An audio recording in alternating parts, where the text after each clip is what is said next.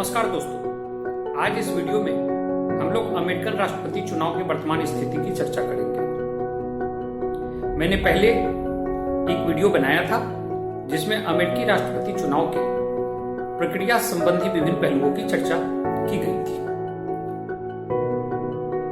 इस वीडियो में हम लोग वर्तमान स्थिति का आकलन, पिछले चुनाव के अनुभव, वहां के विभिन्न ओपिनियन पोल और सट्टा बाजार में जो गतिविधियां चल रही हैं उनके आधार पर करेंगे। अमेरिकन राष्ट्रपति चुनाव में 538 डेलीगेट भाग लेते हैं, जहां राष्ट्रपति बनने के लिए 270 डेलीगेट के समर्थन की आवश्यकता होती है। जैसा कि हम लोग जानते हैं कि वहां राज्यों में डेलीगेट के जो सीट है वो जनसंख्या के आधार पर निर्धारित है और जिस राज्य में जिस दल को सर्वाधिक वोट मिलता है उस राज्य के लिए निर्धारित सभी डेलीगेट के सीट उसी दल को चले जाते हैं। पिछली बार के चुनाव में ट्रंप को 306 डेलीगेट का समर्थन मिला था, जबकि क्लिंटन को 232 डेलीगेट का समर्थन मिला था। अगर हम पॉपुलर वोट की बात करें तो हिलरी क्लिंटन को 48% वोट मिले थे, जबकि ट्रंप को उनसे 2% कम 46% वोट मिला था। लेकिन वहां के राष्ट्रपति चुनाव की अपनी जटिलता है, जिसके कारण हिलरी क्लिंटन ज्यादा मत पाकर भी कम डेलीगेट का समर्थन प्राप्त कर सके। अमेरिकी राज्यों में डेलीगेट का सीट उनके जनसंख्या के आधार पर निर्धारित है। ऐसे में वे राज्य जिनकी जनसंख्या अधिक है वहां डेलीगेट के अधिक सीट तय किए गए हैं, जैसे कैलिफोर्निया 55, टेक्सास 38, न्यूयॉर्क और फ्लोरिडा में 29, इलिनोई में 20, पेंसिल्वेनिया में 20। अन्य राज्यों में डेलीगेट की संख्या 20 से कम है। भारत के विपरीत अमेरिका में एक ट्रेंड देखने को मिलता है कि वहां के वोटर काफी पोलराइज हैं। अधिकांश राज्यों में, लगभग 43 राज्यों में ऐसी स्थिति है कि पिछले कई वर्षों से वहां के वोटर एक ही दल को वोट देते आ रहे हैं। कुछ राज्य लगातार डेमोक्रेट को चुनते आ रहे हैं, कुछ राज्य लगातार रिपब्लिकन को चुनते आ रहे हैं। यह स्थिति भारत के उलट है। भारत के लोकसभा चुनाव में कम ही ऐसे राज्य हैं जो लगातार एक ही दल को जिताते आ रहे हैं। गुजरात और मध्य प्रदेश अपवाद के रूप में देख सकते हैं, जहां पिछले कई लोकसभा चुनाव से भाजपा को भारी जीत मिलती आ रही है। अब हम चर्चा करते हैं कि अमेरिका के किन राज्यों में डेमोक्रेट लंबे समय से मजबूत स्थिति बनाए हुए हैं। लगभग 20 ऐसे राज्य हैं अमेरिका में जहां डेमोक्रेट पिछले 6-7 इलेक्शन से लगातार चुनाव जीतते आ रहे हैं। ये राज्य हैं California, Connecticut, Hawaii, Delaware, Illinois, Maryland, Massachusetts, Minnesota, Maine, New Hampshire, New Jersey, New York, Oregon, Rhode Island, Vermont, Washington और न्यू मैक्सिको। इन राज्यों में से 3 ऐसे राज्य हैं, मेन, मिनेसोटा और न्यू हैम्पशायर, जहां पिछले चुनाव में डेमोक्रेट के जीत का अंतर 2% मत से कम था। 3 और ऐसे राज्य हैं, मिशिगन, पेंसिल्वेनिया और विस्कॉन्सिन, जहां लंबे समय से डेमोक्रेट का वर्चस्व रहा है, लेकिन पिछले चुनाव में वहां रिपब्लिकन जीत गए। इन तीनों राज्यों की चर्चा वीडियो में हम आगे भी करेंगे। इसी प्रकार से लगभग 22-23 ऐसे राज्य हैं जहां रिपब्लिकन काफी मजबूत हैं और पिछले 25-30 वर्षों से या उससे अधिक वर्षों से लगातार यहां रिपब्लिकन ही जीत रहे हैं। ऐसे राज्य हैं Alabama, Alaska, Arizona, Arkansas, Georgia, Idaho, Indiana, Kansas, Kentucky, Louisiana, Mississippi, Missouri, Montana, Nebraska, North Dakota, South Dakota, Oklahoma, South Carolina, Tennessee, Texas, Utah, West Virginia और व्योमिंग। इन दोनों गुट को, जो डेमोक्रेट के 20-23 राज्य हैं और 20-23 राज्य जो रिपब्लिकन के हैं, लगभग इनमें डेलीगेट की संख्या बराबर है। डेमोक्रेट को थोड़ा एडवांटेज है। रिपब्लिकन के जिन राज्यों का नाम अभी मैंने लिया उनमें से एरिजोना और जॉर्जिया 2 ऐसे राज्य हैं जहां पिछली बार ट्रंप के जीत का जो मार्जिन था वो 5% वोट से कम था। तो ये तो बिल्कुल पोलराइज राज्य है जहां पर कई चुनाव से या तो डेमोक्रेट या रिपब्लिकन जीतते आए हैं। वहां कुछ मिक्स्ड राज्य हैं, जैसे Colorado, Florida, Iowa, Nevada, Ohio, Virginia और नॉर्थ कैरोलिना। ये 6-7 राज्य हैं जो कभी रिपब्लिकन को जिताते हैं, कभी डेमोक्रेट को जिताते हैं। कहने का मतलब कि वहां के राष्ट्रपति चुनाव में निर्णायक भूमिका इन्हीं 6-7 राज्यों की होती है। ये जिस तरफ झुक जाते हैं उधर का पलड़ा भारी हो जाता है। अब हम चर्चा करते हैं मिशिगन, पेंसिल्वेनिया और विस्कॉन्सिन की। ये तीनों राज्य ऐसे हैं जहां 1992 से लगातार डेमोक्रेट जीतते आ रहे थे, लेकिन पिछले चुनाव में ट्रंप ने इन तीनों राज्यों को डेमोक्रेट के कब्जे से छीन लिया। यह सही है कि इन तीनों राज्यों में रिपब्लिकन पार्टी के जीत का मार्जिन बहुत ही छोटा था। 1% से भी कम वोट के अंतर से ट्रंप ने इन राज्यों को जीता। अगर इसको और बारीकी से समझे तो इन तीनों राज्यों में मिलाकर जितने मत थे उसमें रिपब्लिकन को जितने मत मिले और डेमोक्रेट को जितने मत मिले उसका अंतर मात्र 78,000 वोट था। इन तीनों राज्यों में डेलीगेट की कुल संख्या 46 है। अगर इन संख्या को ट्रंप के समर्थन से बाहर कर दें तो हिलरी क्लिंटन आसानी से वहां राष्ट्रपति पद का चुनाव जीत जाती। इसी प्रकार जिन 6-7 मिक्स राज्य की हमने चर्चा की, जहां से कभी डेमोक्रेट, कभी से रिपब्लिक पार्टी के उम्मीदवार जीतते हैं, उन राज्यों में से भी अधिकांश राज्य को पिछले चुनाव में रिपब्लिकन पार्टी ने ही जीत लिया। अमेरिका के वोटिंग पैटर्न को अब हम कुछ पैरामीटर पर देखते हैं कि वहां का वोटिंग पैटर्न कैसा रहता है। अगर हम क्षेत्रगत हिसाब से देखें तो नॉर्थ ईस्ट और वेस्टर्न के राज्यों में डेमोक्रेट मजबूत हैं, तो मिडिल वेस्ट और वेस्ट के राज्यों में, मिडिल वेस्ट और साउथ के राज्यों में रिपब्लिकन की स्थिति काफी मजबूत है। अमेरिका की जनसंख्या कंपोजिशन को देखें रेस और इथनिसिटी के हिसाब से, तो वहां की जनसंख्या में 61% व्हाइट हैं, 13% ब्लैक हैं, 6% एशियन मूल के लोग हैं, 12% हिस्पैनिक हैं और अदर जनसंख्या लगभग 8% है। व्हाइट जनसंख्या के बहुसंख्यक लोग रिपब्लिकन पार्टी को वोट करते हैं। यह प्रतिशत 60% तक पहुंच जाता है। इसके अतिरिक्त सभी इथनिसिटी और रेस के लोग श्वेत को छोड़कर डेमोक्रेट को ज्यादा वोट करते हैं, रिपब्लिकन को कम वोट करते हैं। हम देखते हैं कि जैसे जैसे अमेरिका में बाहर से आए लोगों की संख्या बढ़ी, उनका माइग्रेशन तीव्र हुआ, साथ साथ अश्वेत लोगों को डेमोक्रेटिक अधिकार जैसे जैसे मिलने शुरू हुए, वैसे वैसे चुनाव में डेमोक्रेटिक पार्टी की स्थिति मजबूत होती चली। यही कारण है कि ट्रंप अमेरिकन फर्स्ट का मुद्दा उठाकर कठोर अप्रवासी कानून बनाने का प्रयास करते हैं। नहीं तो आने वाले दिनों में रिपब्लिकन को चुनाव जीतने में काफी कठिनाई का सामना करना पड़ेगा।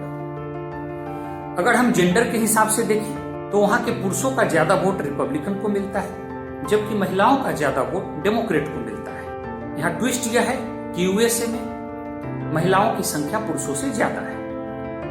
इसी प्रकार से विवाहित लोग रिपब्लिकन को ज्यादा वोट करते हैं, जबकि अविवाहित लोग डेमोक्रेट को ज्यादा वोट करते हैं। अगर आइडियोलॉजी के हिसाब से देखें तो जो लिबरल विचारधारा के लोग हैं वो डेमोक्रेट को ज्यादा वोट करते हैं, जबकि कंजर्वेटिव लोग रिपब्लिकन को ज्यादा वोट करते हैं। जो मॉडरेट विचार के लोग हैं वो दोनों में बटे हुए हैं। अगर एज के हिसाब से देखें तो 40 साल से अधिक उम्र के लोग रिपब्लिकन को ज्यादा वोट करते हैं, जबकि 40 साल से कम उम्र के लोग डेमोक्रेट को ज्यादा वोट करते हैं। अगर शिक्षा के हिसाब से देखें तो नॉन ग्रेजुएट ज्यादातर लोग रिपब्लिकन को वोट करते हैं, जबकि ग्रेजुएट ज्यादातर लोग डेमोक्रेट को वोट करते हैं। ऐसे ही अगर आय के हिसाब से देखें तो $50,000 से अधिक आय के अधिकांश लोग रिपब्लिकन को वोट करते हैं, जबकि $50,000 से कम आय वर्ग के अधिकांश लोग डेमोक्रेट को वोट करते हैं। अगर हम ग्रामीण और शहरी हिसाब पर से देखें तो सिटी में रहने वाले अधिकांश लोग डेमोक्रेट को वोट करते हैं, जबकि छोटे शहरों और सबअर्बन एरिया में रहने वाले लगभग 50% लोग रिपब्लिकन को वोट करते हैं, 45% लोग डेमोक्रेट को वोट करते हैं। अगर बात ग्रामीण क्षेत्र की करें तो वहां अधिकांश लोग रिपब्लिकन को वोट करते हैं। लेकिन ध्यान में रखने योग्य बात यह है कि अमेरिका हाईली अर्बनाइज्ड कंट्री है, जहां अधिकांश लोग शहर में रहते हैं। इस प्रकार यह बात अब आसानी से समझ में आती है वोटिंग पैटर्न को देखकर कि कौन लोग रिपब्लिकन को वोट करते हैं और कौन लोग डेमोक्रेट को वोट करते हैं। ट्रंप इसी बात को ध्यान में रखकर वहां मुद्दों का चुनाव कर रहे हैं। उन्होंने पिछले चुनाव में भी इमिग्रेशन के मुद्दा को बढ़ चढ़ कर उठाया। श्वेत अमेरिकन का बड़ा भारी समर्थन भी पिछले चुनाव में मिला। वैसे ही वो अश्वेत का मुद्दा भी उठा रहे हैं। जॉर्ज फ्लॉयड के मामले में इसे समझा जा सकता है। जॉर्ज फ्लॉयड एक अश्वेत युवक थे जिनकी हत्या एक श्वेत पुलिस द्वारा कर दी गई। वे नॉर्थ कैरोलिना में जन्मे थे और उनकी हत्या मिनेसोटा में किया गया। इन दोनों राज्यों का इस चुनाव में काफी महत्व है। नॉर्थ कैरोलिना एक स्विंग स्टेट है, जहां पिछले चुनाव में रिपब्लिकन पार्टी ने बड़े कम मार्जिन से जीत हासिल की थी। वैसे ही मिनेसोटा एक डेमोक्रेट प्रभुत्व वाला राज्य है, जहां पिछले चुनाव में डेमोक्रेट ने 2% से भी कम मार्जिन से चुनावी जीत दर्ज की थी। जब जॉर्ज फ्लॉयड की हत्या हुई और उसके बाद पूरे अमेरिका में अश्वेतों ने विद्रोह किया, यह विद्रोह कहीं कहीं हिंसात्मक भी हो गया। तो ऐसे में ट्रंप ने इसे शांत करने के बजाय और भड़काने का काम किया। मिनेसोटा में जब वे कार्यक्रम में पहुंचे तो वहां उन्होंने श्वेतों को संबोधित करते हुए कहा कि ये सब पिछले चुनाव में आपकी गलती का नतीजा है। अगर पिछले चुनाव में आप यहां से रिपब्लिकन को जिताए होते तो ऐसा मौका नहीं आता। अब की बार इस गलती को सुधारे, भविष्य में इस तरह के विद्रोह की पुनरावृत्ति नहीं होने दी जाएगी। पुनः हम देखते हैं कि रिपब्लिकन को एशियन मूल के कम लोगों का सपोर्ट मिलता है। ऐसे में वे नरेंद्र मोदी के साथ अपने व्यक्तिगत रिश्ते का प्रयोग कर भारतीय मूल के अधिकांश लोगों का समर्थन प्राप्त करना चाहते हैं। हाउडी मोदी और केम छो ट्रंप जैसे प्रोग्राम में इसे देखा जा सकता है। हम देखते हैं कि पिछले चुनाव में ट्रंप मुख्यतः अमेरिकन फर्स्ट, अमेरिका को विश्व शक्ति के रूप में पुनः स्थापित करना, आर्थिक मुद्दे आदि को लेकर जनता के बीच गए थे और उन्हें समर्थन मिला था।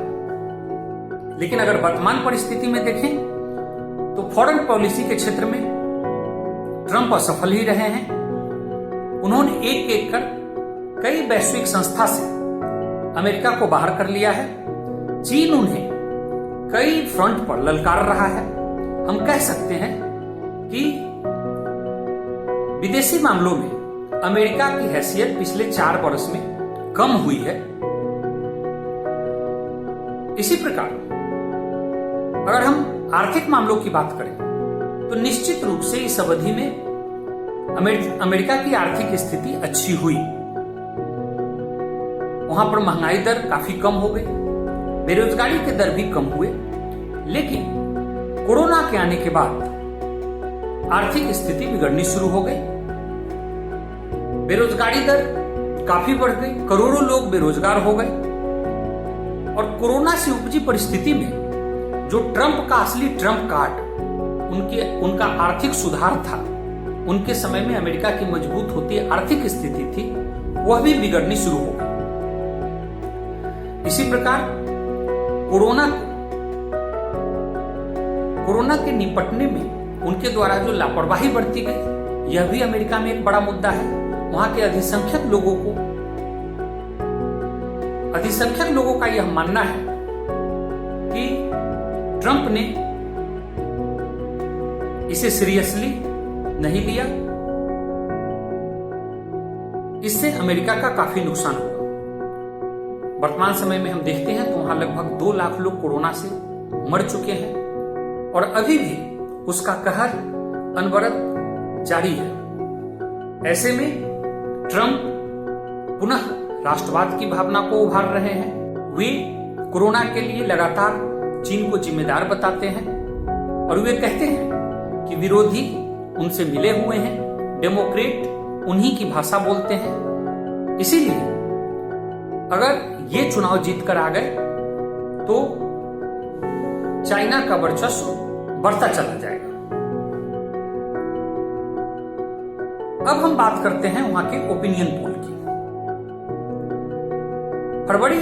मार्च में जो ओपिनियन पोल आ रहे थे उसमें भी जो बाइडेन को ट्रंप पर बढ़त दिखाया जा रहा था, लेकिन बीच के महीने में ट्रंप ने इस गैप को कम किया।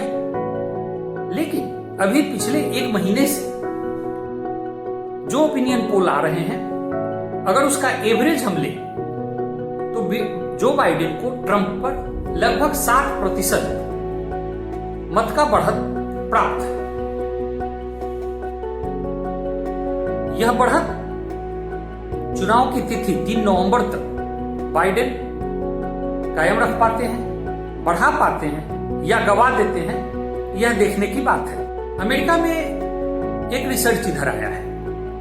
उस रिसर्च में यह देखा गया है कि दुनिया के विभिन्न देशों में जहां भी 2 दलीय व्यवस्था है वहां वोटर पोलराइज होते जा रहे हैं, दिनों दिन पोलराइज होते जा रहे हैं। मतलब कि जो फ्लोटिंग मतदाता थे, जो इस इलेक्शन में इस पार्टी को वोट देते थे, अगले इलेक्शन में किसी दूसरे पार्टी को वोट देते थे, ऐसे वोटरों की संख्या दिनों दिन घटती जा रही है। इसे समझने के लिए उन्होंने डाटा प्रस्तुत किया। उनका कहना था कि अमेरिका में जिस भी दल के राष्ट्रपति होते थे, पहले विरोधी दल के वोटरों में भी उनकी स्वीकार्यता काफी थी, जो दिनों दिन घटती जा रही है। जैसे कैनेडी जो एक डेमोक्रेटिक थे, उन्हें रिपब्लिकन वोटरों के बीच में 49% स्वीकार्यता थी, जो निक्सन के समय में 34% रह गई। ऐसे ही रीगन जो रिपब्लिकन राष्ट्रपति थे, उनकी स्वीकार्यता डेमोक्रेटिक वोटरों में 31% थी। क्लिंटन जो एक डेमोक्रेटिक राष्ट्रपति थे, रिपब्लिकन वोटरों में उनकी स्वीकार्यता 27% रह गई। ओबामा जो एक डेमोक्रेटिक राष्ट्रपति थे, रिपब्लिकन वोटरों में उनकी स्वीकार्यता 14% रह गई। और जब अब ट्रंप है राष्ट्रपति, तो इनके समय में डेमोक्रेटिक वोटों में उनकी स्वीकार्यता मात्र 6% रह गई है। अमेरिका का वोटर कितना पोलराइज है, उसे एक और उदाहरण से समझा जा सकता है। अमेरिकी राष्ट्रपति की लोकप्रियता का समय समय पर आकलन उनके अप्रूवल रेटिंग से होता है। अब तक अमेरिका के राष्ट्रपति का अप्रूवल रेटिंग जब सबसे ज्यादा होता था उनके कार्यकाल में, तो लगभग यह 60% के करीब रहता था, और जब यह सबसे कम होता था तो मिड 30s में रहता था। यानी उनके सबसे लोकप्रिय और सबसे कम लोकप्रिय समय के बीच में जो अंतर होता था वो 25% का होता था। लेकिन ट्रंप के समय में जो उनकी अप्रूवल रेटिंग जब सबसे ज्यादा थी तो वह मिड 40s में थी, और जब उनका अप्रूवल रेटिंग सबसे कम था तो वह अर्ली 40s में था। मतलब उनके सबसे लोकप्रिय और सबसे कम लोकप्रिय होने की स्थिति में भी जो अंतर था वो मात्र 5% वोट का था। यह दिखाता है कि वहां के वोटर कितने पोलराइज हैं। ऐसे में यह तय है कि डेमोक्रेटिक समर्थन वाले लगभग 20 राज्य और रिपब्लिकन समर्थन वाले लगभग 22-23 राज्य तो उन्हीं को वोट करेंगे। तो ऐसे में अमेरिकन राष्ट्रपति का चुनाव जो शिफ्टिंग राज्य है, जहां हर बार एक दूसरे दल को वोट दिया जाता है, उस राज्यों में के पैटर्न पर डिपेंड करेगा। कुल मिलाकर ऐसे में हम 6-7 राज्यों को छांट सकते हैं, जैसे पेंसिल्वेनिया, मिशिगन और विस्कॉन्सिन। ये वो राज्य हैं जिसे पिछले बार रिपब्लिक ने डेमोक्रेट से छीन लिया। देखना यह है कि ट्रंप इसको बचा पाते हैं या नहीं। पुनः 2 ऐसे राज्य जिसे रिपब्लिकन ने 5% से कम मार्जिन से जीता, एरिजोना और जॉर्जिया। देखना यह है कि रिपब्लिकन इसे रिटेन रख पाते हैं या नहीं। पुनः मिनीसोटा और मेन 2 ऐसे राज्य जिसे डेमोक्रेट पिछले बार 2% से कम वोट से जीते। देखना यह है कि डेमोक्रेट इसे अपने पास बचा पाते हैं या नहीं। इसके अलावा 2 स्विंग स्टेट टेक्सास और नॉर्थ कैरोलिना का मूड इस बार किसके पक्ष में रहता है, रिपब्लिकन के पक्ष में या डेमोक्रेट के पक्ष में, यह देखना महत्वपूर्ण होगा। जो ताजा सर्वे आए हैं वे इन स्विंग स्टेट में जो बाइडेन को बढ़त दे रहे हैं, लेकिन यह बढ़त बहुत मामूली है। कुल मिलाकर हम कह सकते हैं कि इन 9 राज्यों में यह डिसाइड होना है कि अमेरिका का अगला राष्ट्रपति कौन होगा। और अंत में जहां तक सट्टा बाजार की बात है तो 3 हफ्ते पहले तक वहां जो बाइडेन और ट्रंप में लगभग बराबर की टक्कर दिखाई जा रही थी। कभी ट्रंप आगे हो रहे थे, कभी जो बाइडेन, लेकिन पिछले 3 हफ्ते से जो बाइडेन ने वहां बढ़त बना ली है। अगले वीडियो में हम लोग अमेरिकन चुनाव में कुछ विवाद भी सर उठा रहे हैं, उसके संबंध में चर्चा करेंगे। नमस्कार।